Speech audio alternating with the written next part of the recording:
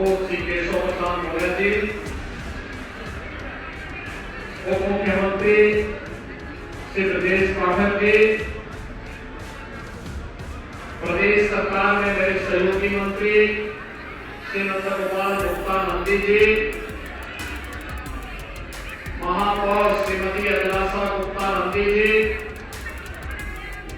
जिला पंचायत अध्यक्ष doctor VK Singh ji, माननीय सांसद प्रोफेसर रीता बहुगुणा जोशी जी, श्रीमती केसरी देवी पटेल जी,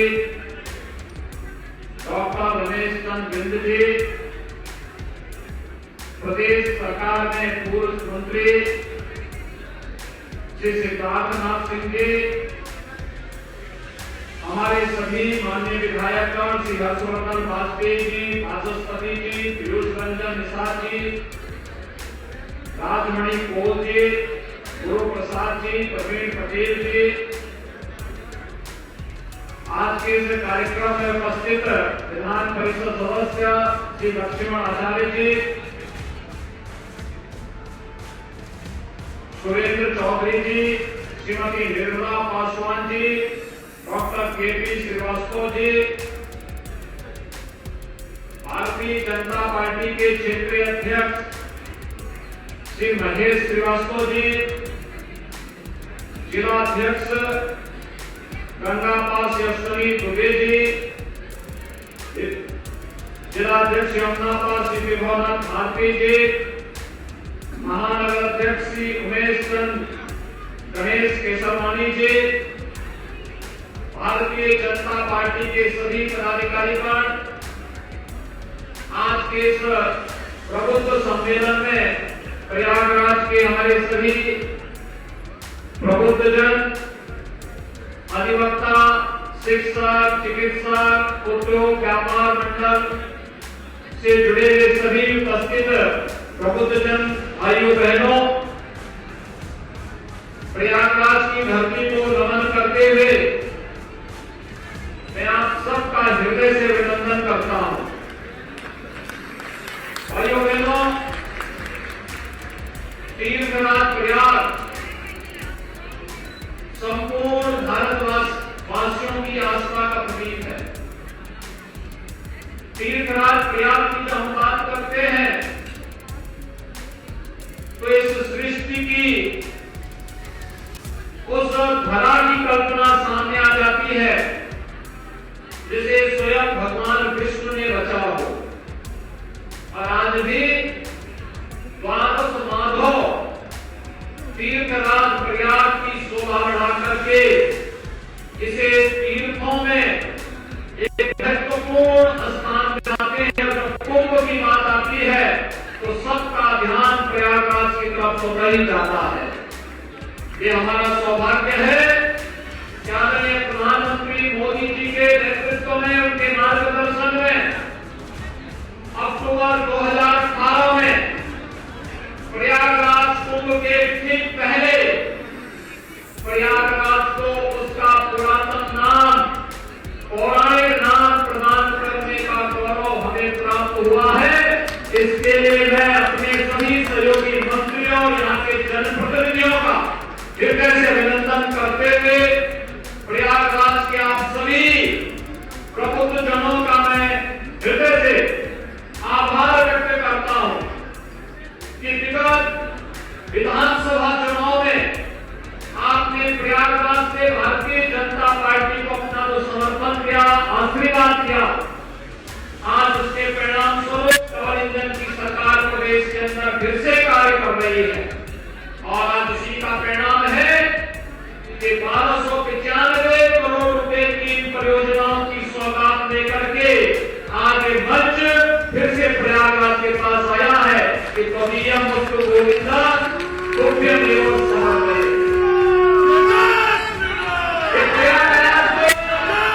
जितना भी कर ले बहुत कम ही है, क्योंकि मां गंगा और मां यमुना, मां सरस्वती का आशीर्वाद, देवे हनुमान जी का आशीर्वाद, द्वादश माधव का आशीर्वाद और स्वयं तीर्थराज प्रयाग का आशीर्वाद जो है दुनिया की पहली गुरुकुल महर्षि भारद्वाज की इसी प्रयागराज में स्थित थी और यह हमें गौरव की स्मृति होती है कि जब वहां पर भव्य प्रतिमा महर्षि भारद्वाज की स्थापित की गई। भारद्वाज आश्रम के पास सचमुच हजारों वर्ष पुरातन परंपरा के साथ हम सबको जुड़ने का सौभाग्य प्राप्त हुआ है। भाइयों बहनों, प्रधानमंत्री जी ने आजादी के अमृत महोत्सव वर्ष में मुख्य महोत्सव को संबोधित करते हुए पंचप्रण की बात की थी और पंचप्रण में उन्होंने इस बात का संकल्प किया था विकसित भारत का, दूसरा विरासत के सम्मान का, तीसरा गुलामी के को सर्वदा समाप्त करना है, चौथा एकता एकीकरण का और पांचवा नागरिकों के कर्तव्य का। विरासत का सम्मान अयोध्या में भगवान श्री राम के भव्य मंदिर के निर्माण का कार्य हो या काशी में काशी विश्वनाथ का धाम, मां विंध्यवासिनी का धाम मिर्जापुर का हो या प्रयागराज का ये ऐतिहासिक कुंभ, ये सभी उसी परंपरा के हिस्से हैं। और आज मैं आप सबको इसी बात का एहसास कराने के लिए आया हूं कि प्रयागराज का कुंभ 2025 में फिर होने जा रहा है और भाइयों बहनों, जिस सुव्यवस्था, सुरक्षा और स्वच्छता के लिए प्रयागराज कुंभ जाना जाता है, जाना गया 2019 में, इस परंपरा को और भी अच्छे ढंग से प्रस्तुत करने के लिए आज मैं दोनों डिप्टी सीएम नंदी जी, हमारे सभी माननीय सांसद विधायकगण और प्रदेश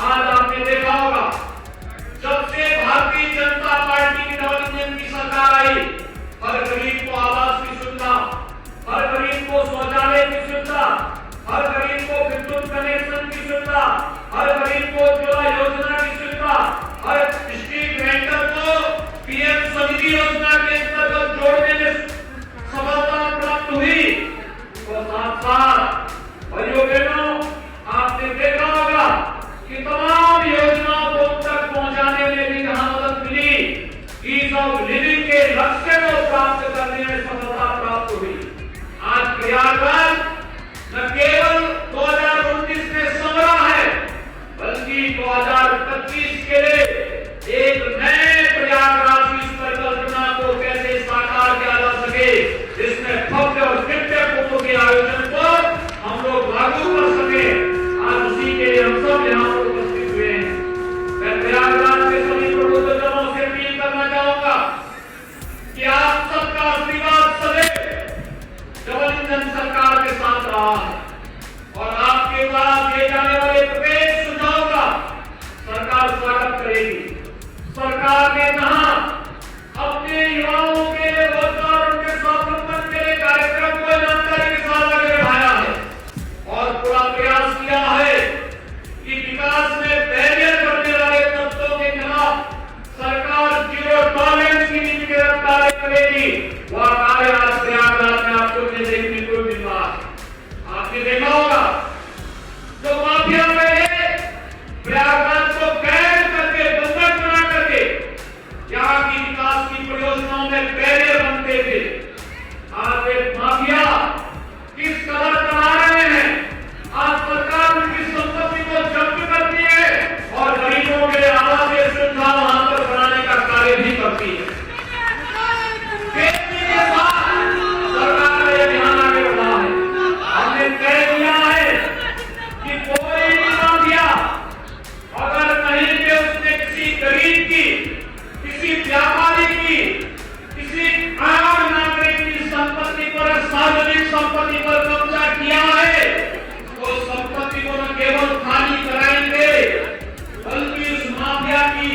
अर्जित की गई संपत्ति को जब्त करके वहां पर गरीबों के लिए, अभियंताओं के लिए, शिक्षकों के लिए, चिकित्सकों के लिए आवासीय सुविधा का निर्माण भी करेंगे और नया संरक्षण गृह का निर्माण करके उस संपत्ति को फिर से सरकार अधिग्रहण करने का कार्य भी करेगी। और उसी का एक उदाहरण प्रयागराज ने प्रस्तुत किया है। आने वाले समय में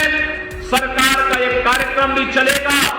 मिशन रोजगार के अंतर्गत प्रयागराज में लाखों नौजवान अपने कैरियर को संवारने के इस पवित्र कार्यक्रम के साथ जुड़े रहते हैं।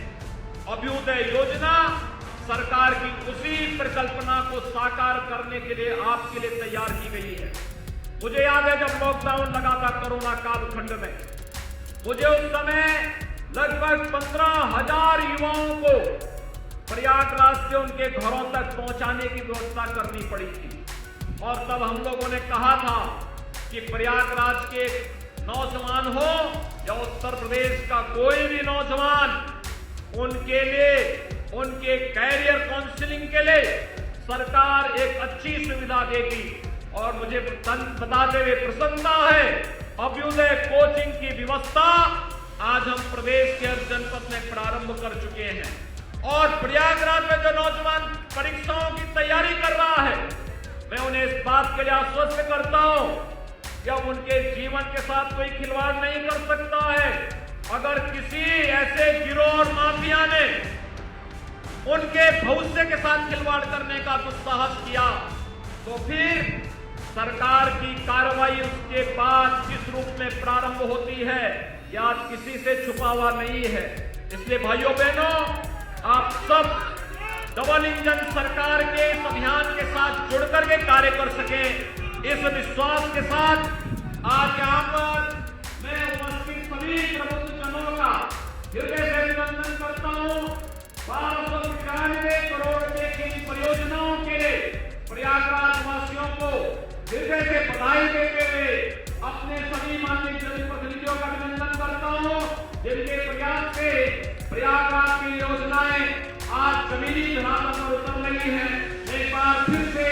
आप सभी को हृदय से बधाई और शुभकामनाएं देते हुए अपनी वाणी को विराम देता हूँ। धन्यवाद। जय हिंद, जय